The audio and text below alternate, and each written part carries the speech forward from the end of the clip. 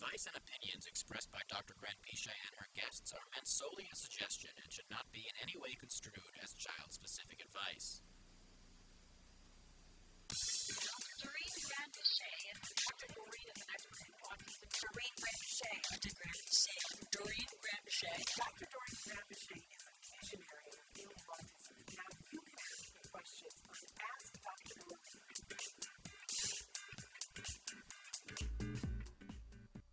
Good morning and welcome to Ask Dr. Doreen. I'm Shannon Penrod and I'm here with the fabulous Dr. Doreen Granpeesheh. Good morning, Dr. Granpeesheh. Good morning, Shannon. How are you? I'm good. I'm so happy to be here. I kind of want to break into the good morning song. I used to sing to Jem all the time. Anyway, so happy to be here and to be here with you. If people don't know, you are an amazing expert in the field of autism, the expert that I certainly follow and that so many of us follow, because you've been working in this field for 40 years. And actually, I mean, I'm sure you're proud of it. It's like 45, 46 years now. That's a long time. No one believes it because you don't look like you've been on the planet for 46 years. So, but you have, and you've led an amazing life. And I've watched you for over 20 years now steer through all the things that happen with grace and with a determination and a mission to help those who are on the spectrum and to help those who love them to be able to support them in a way that's meaningful. So you've got quite a legacy that you have left. So it's thrilling always to be here. Thanks so much. And to invite the world to join us so that they can ask questions as well.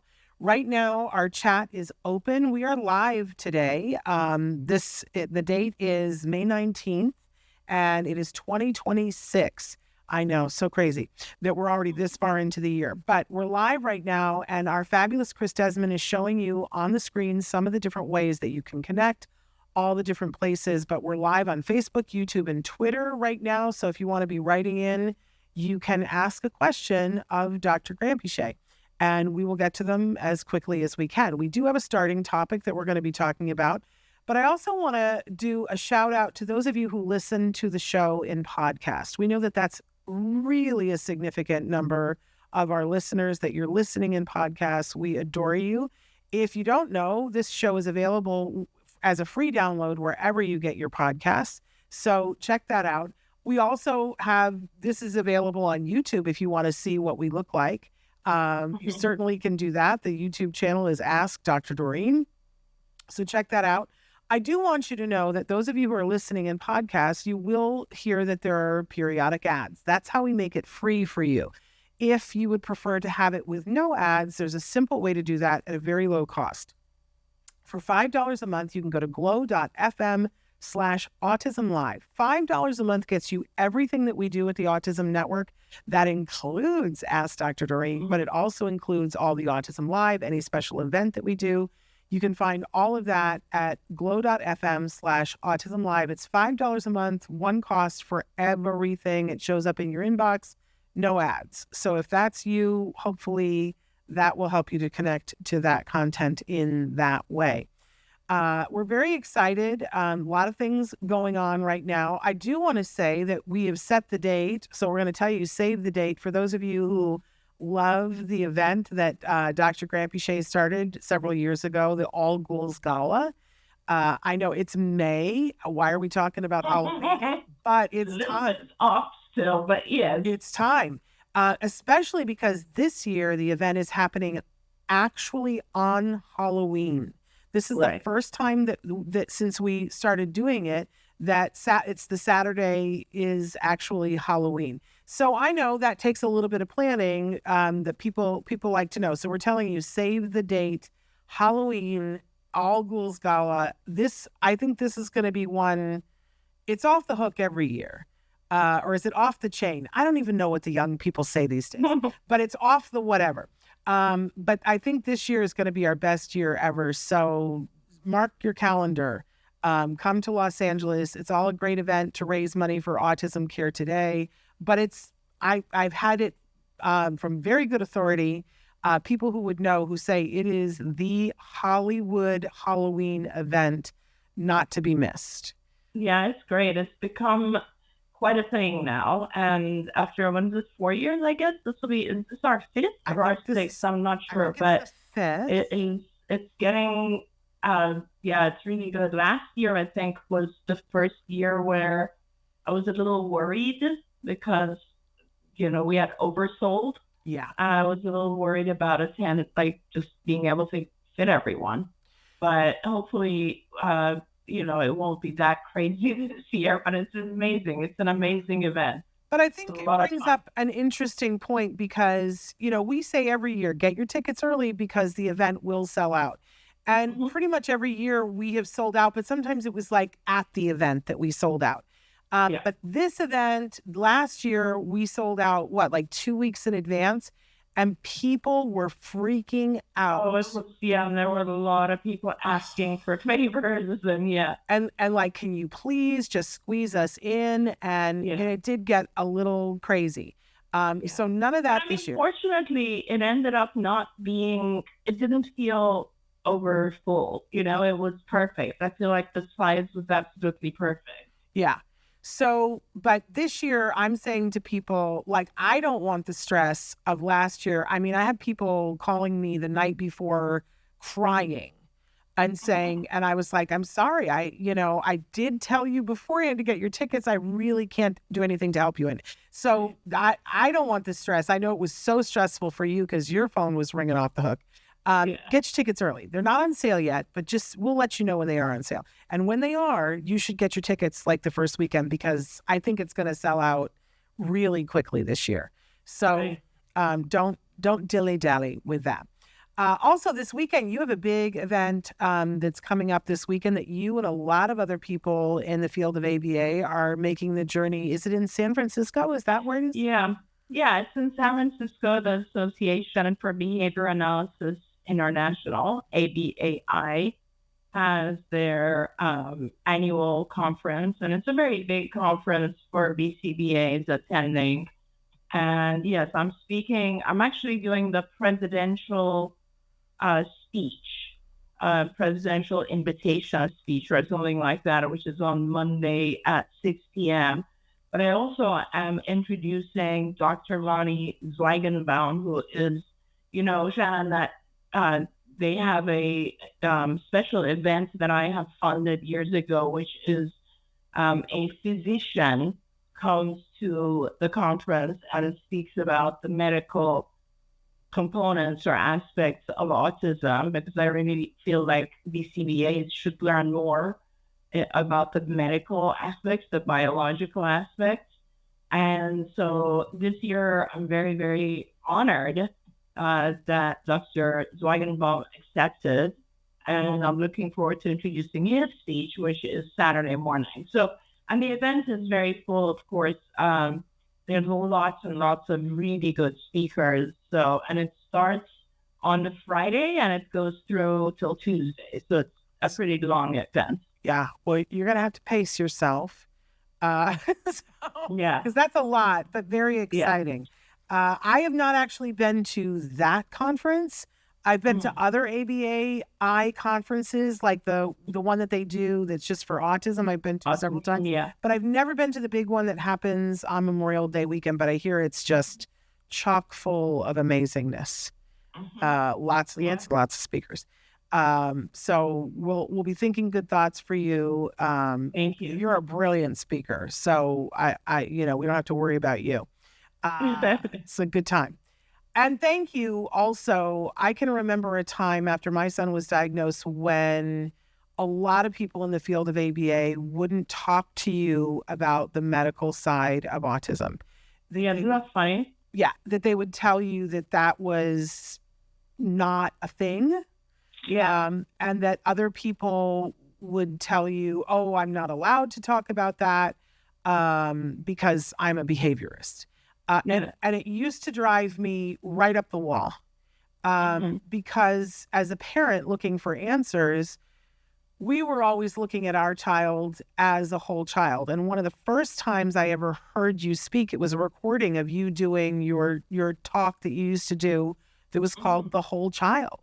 Mm-hmm. And I thought, my God, is this the only woman who has any sense, who's looking at our children and seeing that they are people? And just like anybody else, they have medical needs.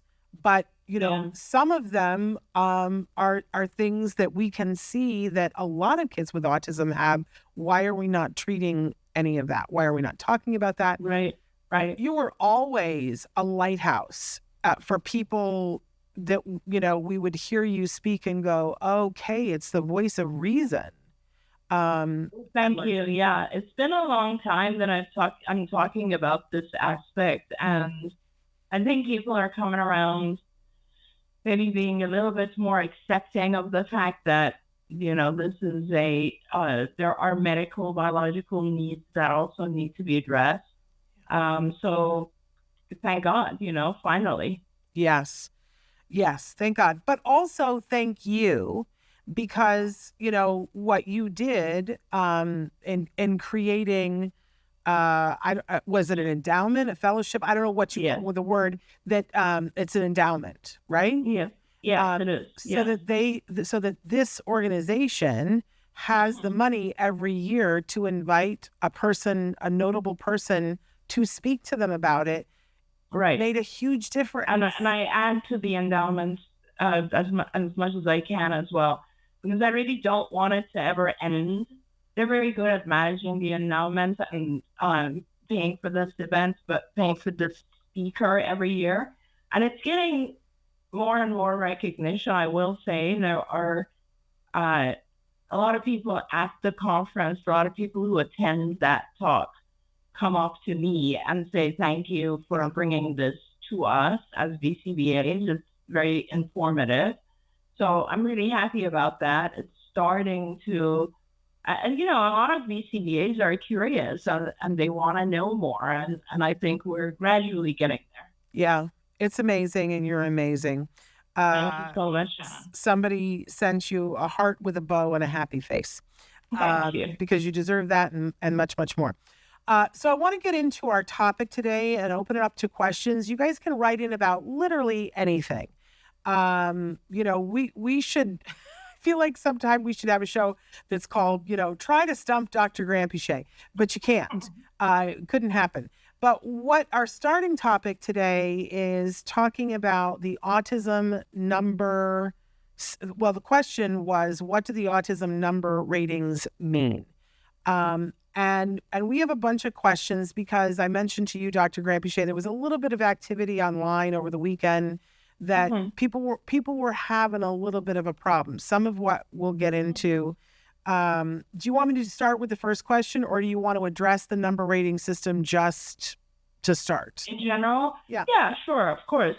So with the diagnosis of autism, there are, after this last revision, which was many years ago now, 2013, I think, there are two domains that are evaluated, I guess, when you give a diagnosis of autism. There are two areas that you look at. And the first area is what's called social communication. And I can maybe, Shannon, should I just go into it a little bit and kind of... Yeah, why not? Yeah. Then we'll have a basis to talk from. As someone who does diagnosis, you have to very specifically observe and ask a lot of questions about each of these areas. And there's, as I said, there's two areas that we look at. Well, the first one is called social communication and social interaction. And you really want to look and see if some of these areas are affected. And the second, and I'll talk about them in a second, the second area is called, the second domain is called restricted repetitive patterns of behavior. So for diagnosis of autism, you have to have symptoms in both of those domains, right? And the first one, just to give some examples for our audience, we've done this, a show about diagnosis multiple times, but I'll go through it again. So when we're talking about a child having issues in the social communication area, these are deficits, for example, in social emotional reciprocity, which basically means being able to go back and forth in a social or emotional context, like having, appropriate conversation that goes back and forth, to share one's interests back and forth, to share one's emotions with others. And so that's kind of one of the three areas under the domain social communication. The second area under that domain is deficits in nonverbal communication. And these are things like body language or facial expression or eye contact. These are nonverbal means of communication. So whether there's a deficit in that area. And the third is deficits in developing, maintaining, and understanding relationships, ranging, for example, from difficulties adjusting behavior to suit various social contexts, to difficulties in sharing things like imaginative play or making friends, to a complete absence of having any interest in peers. So those are three areas, and you basically have to have all three of those symptoms, first of all, right? And for the first domain. Now, the second domain is completely different. And we're talking about restricted, repetitive patterns of behavior, interests, or activities that are manifested by at least two of the following four symptoms that I'm going to talk about, right? So you only need two out of this domain. So the first option is stereotypes or repetitive motor movements, or stereotypes or repetitive use of objects or speech. Things like, so this would be what we call self-stimulatory behavior. So the range here is everything from lining up your toys to body rocking to, finger flicking, just a variety of things that are classified as, or even echolalia as well, repeating sounds and so on. So this is the first area under this second domain. The second option here is insistence on sameness, inflexible adherence to routines or ritualized patterns of verbal or non-verbal behavior. And this is usually exhibited by extreme distress at small changes or difficulties with transitions, rigid thinking patterns, or rigid greeting rituals, or, and these are things like needing to eat the same exact food, or needing to drive the same route every day and getting very upset if anything changes in a routine. That's the second option under this second domain.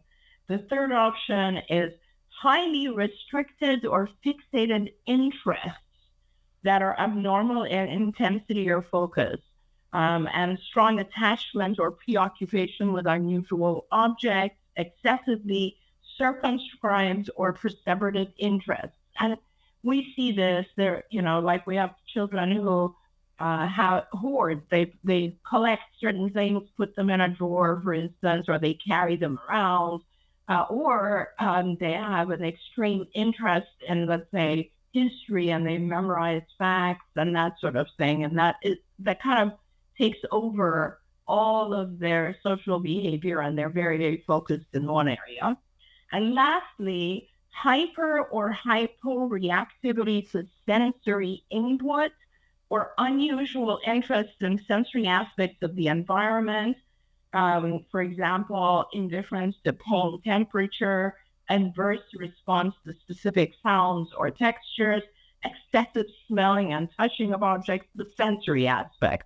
So you only need two of these four that I mentioned. Now, notice that there are the two domains. The first one is social communication. The second one is this restricted repetitive patterns of behavior. And that you need 3 in the first one, 2 in the second. So then you are eligible for the diagnosis. But the question becomes, as we all know, this is a huge spectrum. So the question becomes, how affected are you in each of the domains, right? So there are 3 severity levels. There are 2 there for each domain. So the first one, you can have a number that is 1 through 3. And the second one, you can have a number that is 1 through 3. And all that really means is it's a way of identifying how much support you need in the first area, social communication, and how much support you need in the second area, which is restricted repetitive patterns of behavior. And if you have a 1, that means you are kind of mildly affected, or you need little support. And if you have a 3, that means you're very heavily affected, and therefore you need a lot of support. So any individual who gets a diagnosis of autism would have 2 numbers, one that has to do with the first domain, and another number that has to do with the second domain. And really, these are important because an individual who, for example, has a severity level of 1-3 would mean that they're mildly affected in the social communication area, but they're very heavily affected in the repetitive behavior domain. And that's a very, very different individual than, let's say, the reverse of that. Someone who's a 3-1. Someone who has a assignment of 3-1, that means they're very heavily affected in social communication. They could possibly be nonverbal completely. And then a 1 in the repetitive behavior domain means they're very mildly affected and need very little support. They don't have self-stimulatory behaviors. They don't have sensory issues and so on. So these are very different individuals, and these 2 numbers are how we identify the needs of and the support requirements of the individual. They're very important. And as you know, it's been one of my pet peeves because a lot of diagnosticians, a lot of people only assign 1 number. And that's really injustice because it doesn't give us enough information about the needs of the individual. Well, and that leads us into the first question. The person wrote in and said, I watch your show regularly, and I hear people write in and only use 1 number to describe their child's diagnosis. Right. Why is this so rampant? Are parents just missing the big picture, or as people who are diagnosing, or are people who are diagnosing just dropping the ball? If it's the latter, I think parents should ask for their money back. Okay. Which I mean, we have a question kind of like that a little bit later. But do you think it's that the parents just aren't hearing it, or do you think that they're not getting the second number? No, I'm pretty sure it's the people who are providing the diagnosis. And I'll tell you, Shan, I am very, it's so common because a lot of times we have like a pediatrician who does the diagnosis. Mm-hmm. And pediatricians they don't receive a lot of training. So it is such a common mistake from diagnosticians that when I actually receive a report or when I see a diagnosis that is written with 2 numbers, I'm shocked. Yeah. I'm like, oh, wow, I have to remember the name of this person. They actually know how to diagnose. So I think it's not at all the parents, maybe some cases, but I think in the majority of cases, it is the person giving the diagnosis has not been trained well or didn't understand this well. Remember that, let's say that this DSM, this one came out in 2013, right? Yeah. So if you are a practicing physician before that, you never received formal training on this diagnosis. It was up to you to go in and really learn and read and understand all the changes that were made in diagnoses, especially for autism. And if you didn't do that, or if you just skimmed the chapter, then obviously you're going to do it wrong. Yeah. So only those people who were in school after 2013 would have received formal training, right? Unless you specialize in this and therefore all your continuing education will review this topic. Most pediatricians, psychiatrists, a lot of psychologists who've been practicing before this DSM self-trained. So, that is the issue. Well, in fact, the DSM, is a living, breathing document. It changes, and that's why the number changes.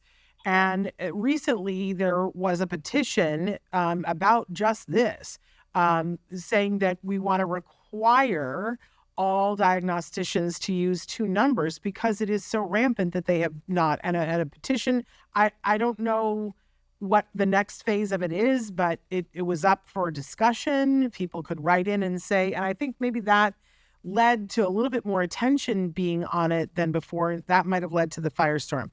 I want to jump to the question that goes with this one, but then there's one that I got to get back to. Sometimes when our friends that are on the spectrum write in, I am blown away by their intelligence and sense of humor, but I'll get to that one in a minute. This one, the parent says, my child was recently diagnosed with autism. We weren't given any numbers.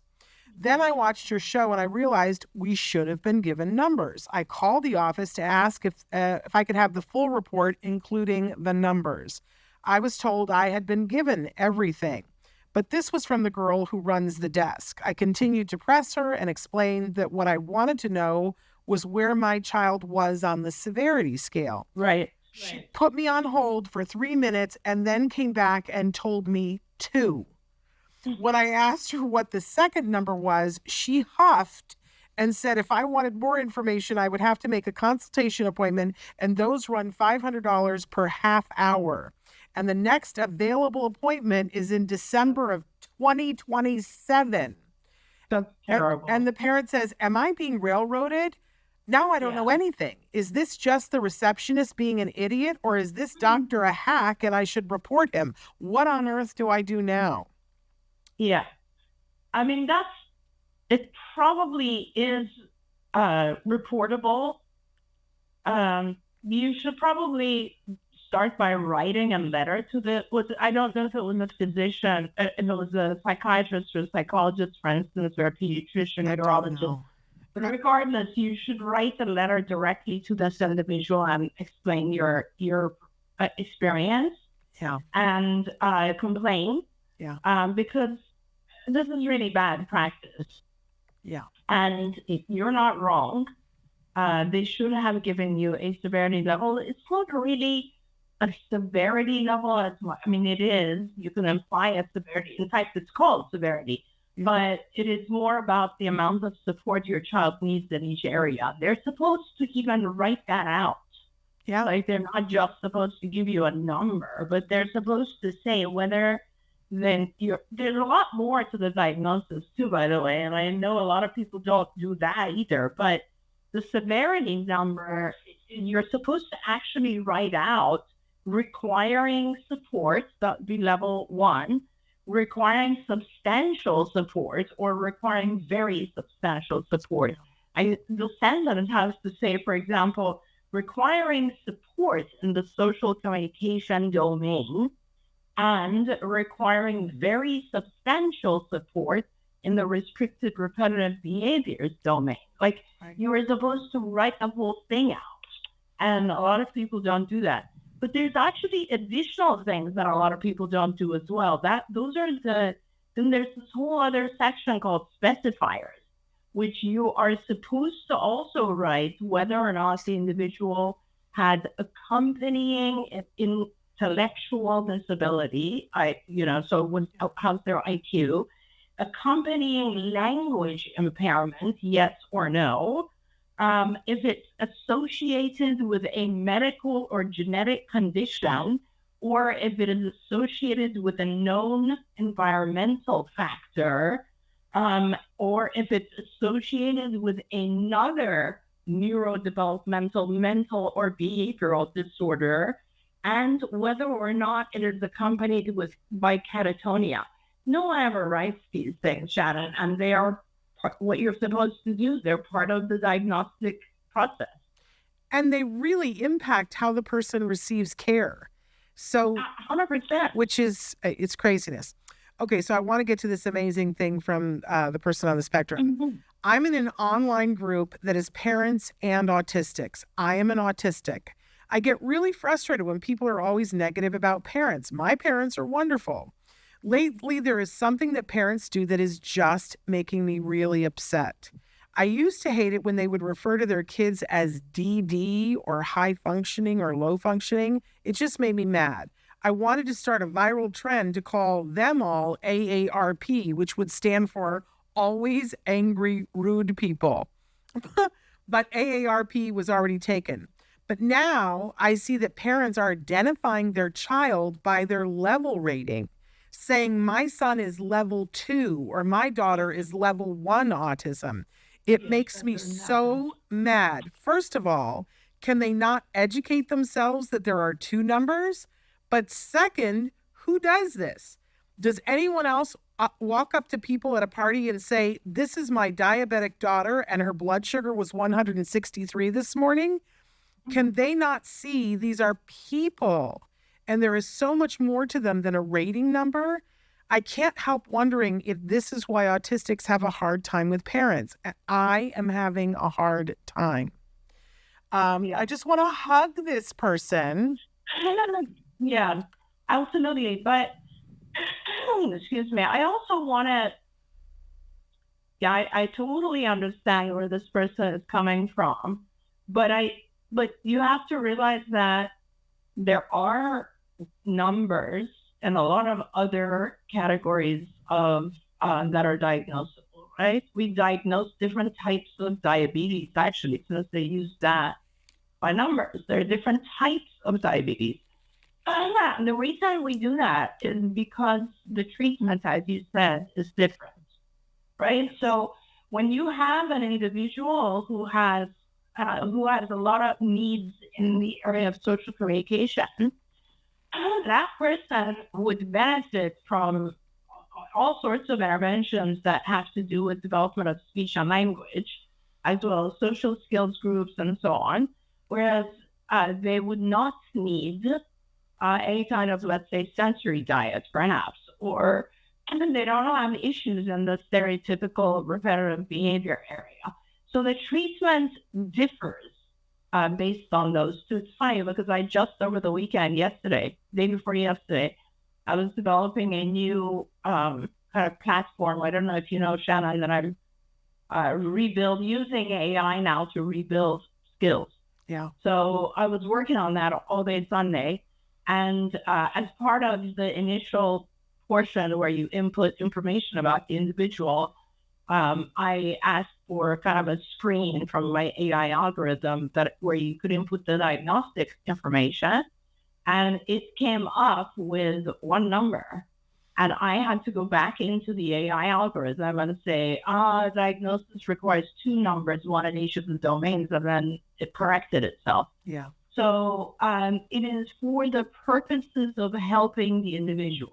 So it becomes offensive, I think, when we think of it as a rating.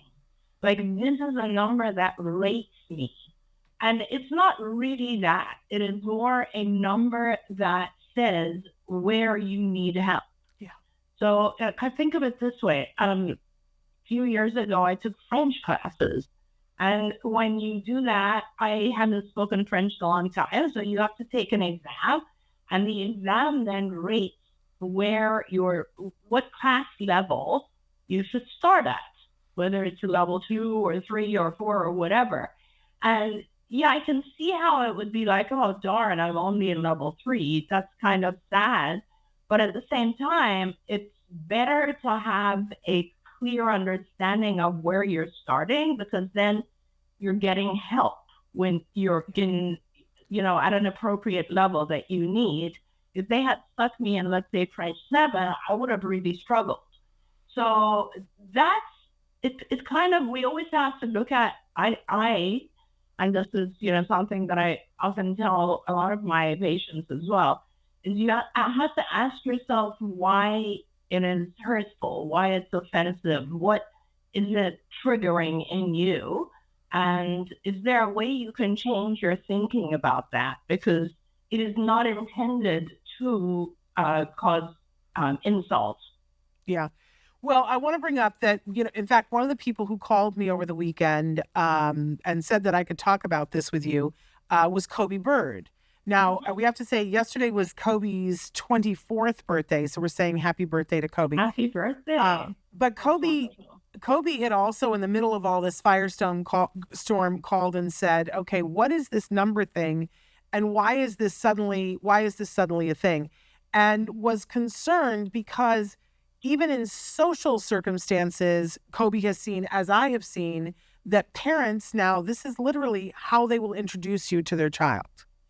And I had said to Kobe, a little too much, yeah. Yes.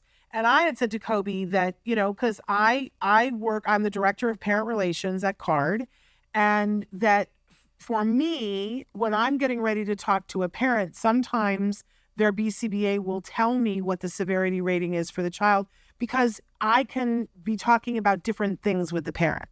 Because a parent that has a child who is a 3-3 rating needs to hear different things than somebody whose child is a 1-2. Mm-hmm. Right. And so it prevents me from saying things that aren't applicable. And it's a way for me to understand that while I don't know the child and I haven't looked at the whole case, I have a different understanding of what's happening so that I can go in and I reiterated to Kobe that it literally is a short way for me to know what level of support this individual might need. And that is what it's meant for, and that's how it's to be used. However, suddenly it has become this identity thing that that parents are doing, where they're saying, this is my child's identity. And I heard from Kobe, and I heard from so many people, that is what we would like to suggest to people. That's not how you do something. So the important aspect of this, Shannon, is that those numbers change. Yes. So it can't be your identity because they change. Yeah. So you may start out with needing a significant amount of support in one area, but the reason for the support is so that 5 years from now, you don't need that much support. You know what I mean? So it's kind of like, these are not static numbers. Yeah. So we support an individual with speech therapy or ABA or whatever it is so that they improve and don't need that level of support anymore. So they're not your identity by any means. They're just kind of a way to know where you need more support. Yes. Well, I've got a question that I think gets to some of the heart of this. So the person wrote in and said, my brother and I both have children on the spectrum. My brother's son is older than mine, and he has much more to contend with. I don't know how to say that without offending anyone. My son speaks and can ask questions, but he has so much difficulty with anything that is outside his routine. I'm grateful for the things that he can do, but we're still struggling. Mm-hmm. Recently, we were at a graduation party, and a friend of the family was asking about the two boys. I was trying to describe how different they are. And I wasn't talking to a person who really knows that much about autism. So I don't know why I chose to identify them with the numbers. I said, my child is a 1-3, and that their child was likely a 3-3. My sister-in-law overheard that, and it has been so much drama since. I have apologized about 100 times. I have acknowledged that I have no right to assign diagnostic numbers to anyone, and that in doing so, I came across as dismissive of her child. My brother has lectured me about how you have no idea what we're dealing with. I get that. I don't know. Just like no one knows that just because my child can talk doesn't mean that we have it easy. No one sees the holes in the walls from where he has kicked and punched them because his favorite show was preempted. No one but me hears the words my son screams at me when something upsets his schedule. He tells me he hates me and he wishes I would die. Nobody but me hears that. Where is the compassion for all of us? Why does it have to be a competition for who is facing the greatest challenge?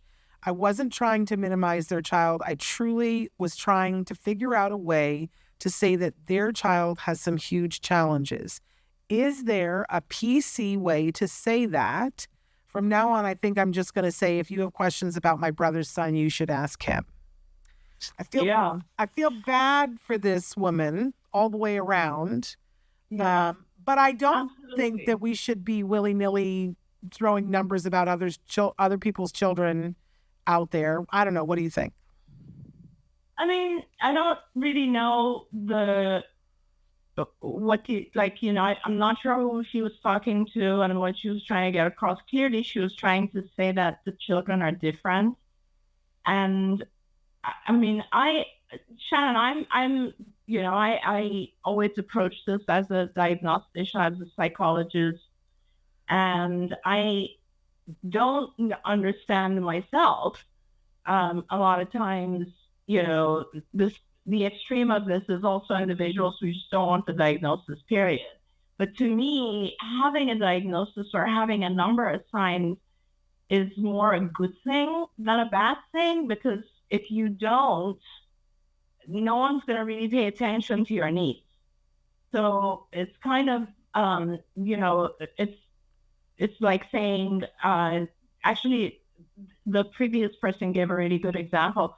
It's like saying, we all know certain numbers about ourselves, if you think about it, right? I could ask you what your cholesterol level is, and you'd know it pretty much. And it's important, that number.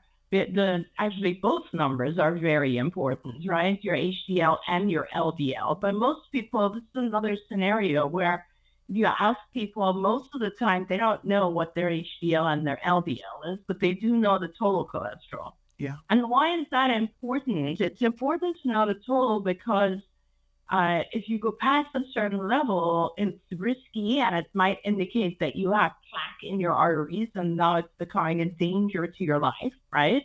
So you need help if you are past a certain number. And it's also important to know the numbers for each type, because one is good cholesterol and one is bad cholesterol.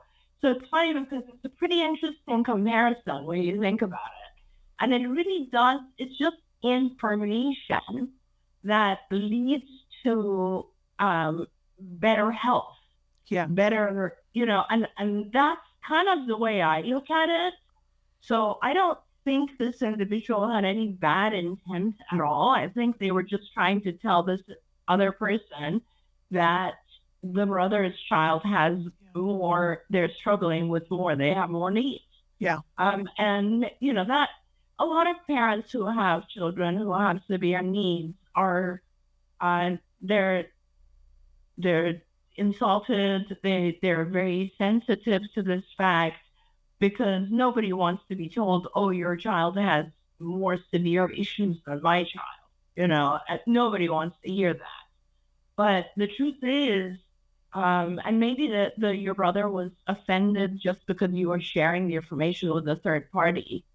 That's understandable. I think that's... But I think amongst, when you're talking amongst yourselves, I think there's nothing wrong with having those numbers, because, your child very likely, just listening to what this parent wrote, when there's a child whose social communication needs are very minimal, but their restricted repetitive behavior needs are extreme, and they have a lot of sort of obsessive compulsive types of behaviors, the treatment is extremely different. You would be your child would be someone who might benefit actually from seeing a psychiatrist, getting on an SSRI, which would really help reduce some of the restricted repetitive behaviors. Yeah. Whereas your brother's child would benefit from intensive ABA and speech, where they could increase their speech and language and their social behavior and so on. It's very different treatments. Yeah. So it is important. And I understand. I mean, this is, it's our kids. Nobody wants a label on their child. That's completely understandable. And I think it's a little bit context too. I mean, like you brought up the cholesterol number and the fact that you're doing a speech on Saturday morning at this conference. you're not going to get, you're not going to be called to the stage by somebody who's going to introduce you and say, and by the way, here's Dr. Granpeesheh's LDL number. True. Yeah. They're not going to say that. Right. Now, you may find that you disclose your LDL number to someone in a conversation that you choose to. Right? That you might be talking about stuff and you might feel, but I do think that as parents, in taking into account the last question too, it's so hard because, your child comes out and you are wholly, solely responsible for your child. You're responsible for everything medical. And yet over time, we need to acknowledge that even if we are still responsible for our child's medical information, they are also a person. And when we disclose things to people about their medical information, we need to be mindful of that. Absolutely. And if we're thinking about disclosing information or things that we think about other people's, where they would be diagnosed, we need to be mindful about. Absolutely. That's a person. I will add to that, Shannon, that I think there's even more sensitivity when it's a mental diagnosis versus a medical. Yes. And that also goes to the whole, it's funny because I received an email from one of our oldest supervisors.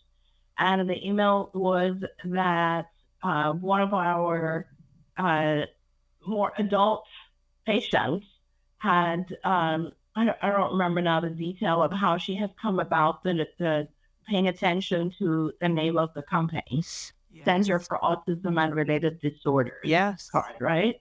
And had said, I had become very upset and had said, that means I have a disorder, and had taken her kind of grief to her parents, and the mom had come to the supervisor and had said, you guys might really want to consider changing the name of your company. And the supervisor was writing that to me and saying, I just wanted you to kind of think about this because people are sensitive to this. Yeah. And I completely understand that people are sensitive to this.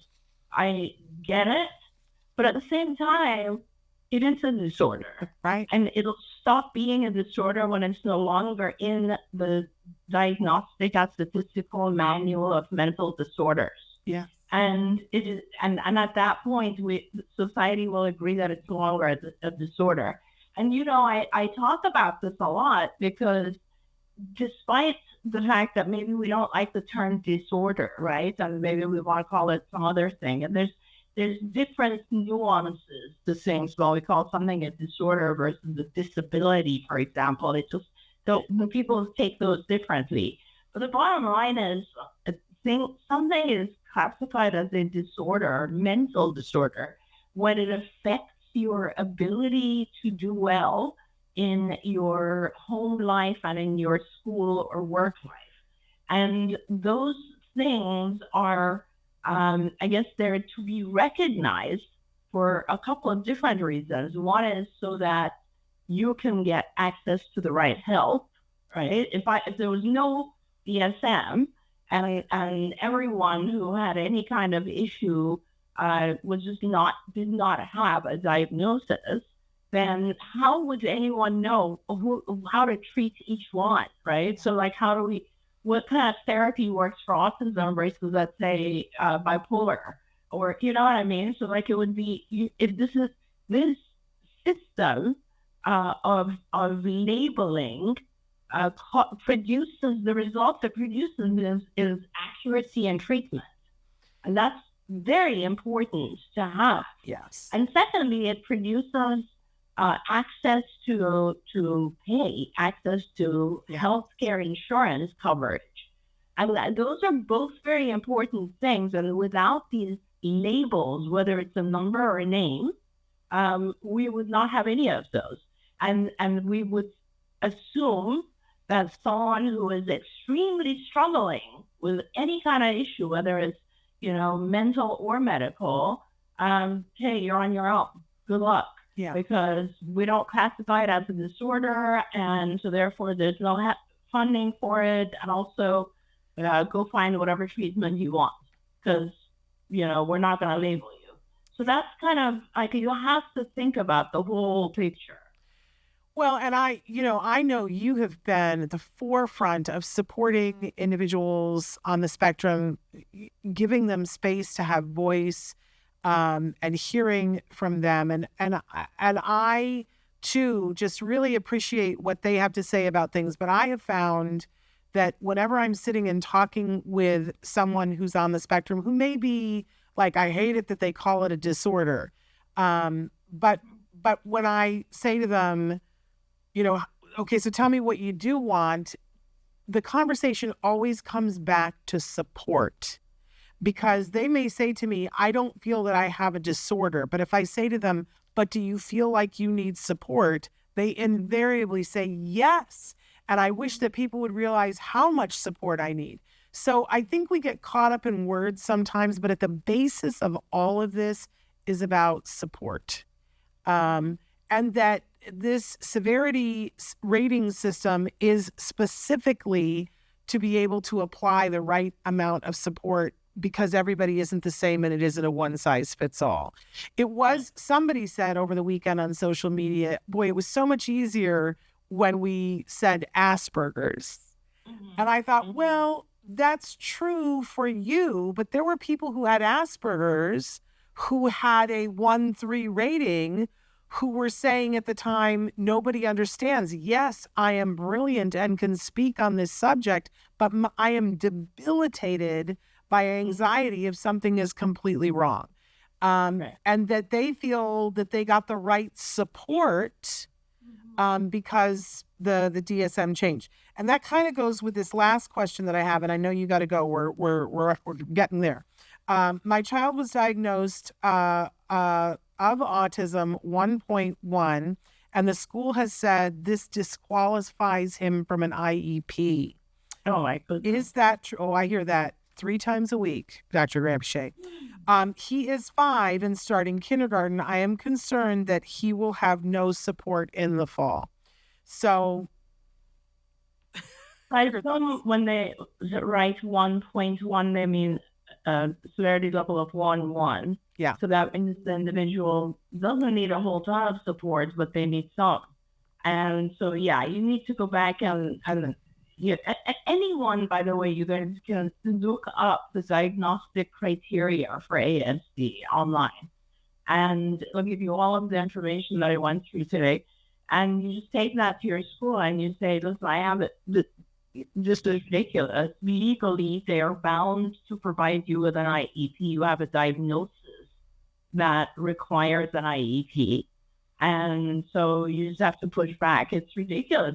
It's unheard of in my mind. I can't believe that school would be that, would not be acknowledged to that extent. That is so common right now because of the educational cuts, and the person who is the director of the Secretary of Education said last year when the cuts were being made and people were so up in arms, and she said, no.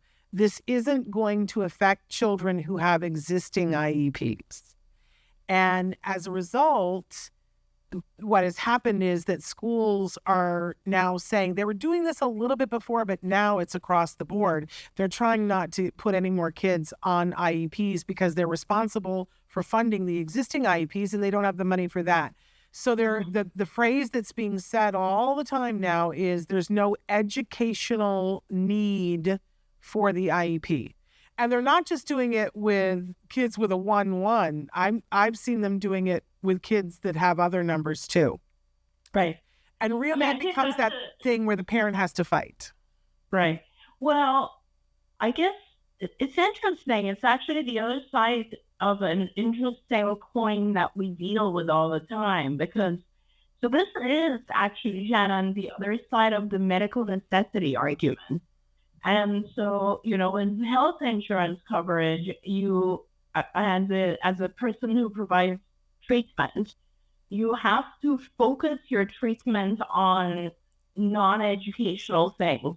You have to focus your treatment on what is medically necessary, right? And those are things that very specifically have to do with social communication, the symptoms, right? Social communication, safety, independence, those types of things that allow the individual to become kind of more functional in society. And those are the things that we are allowed to work on when we get paid by health insurance. It's very clear definition of everything that you work on has to have something to do with medical necessity. It is medically necessary.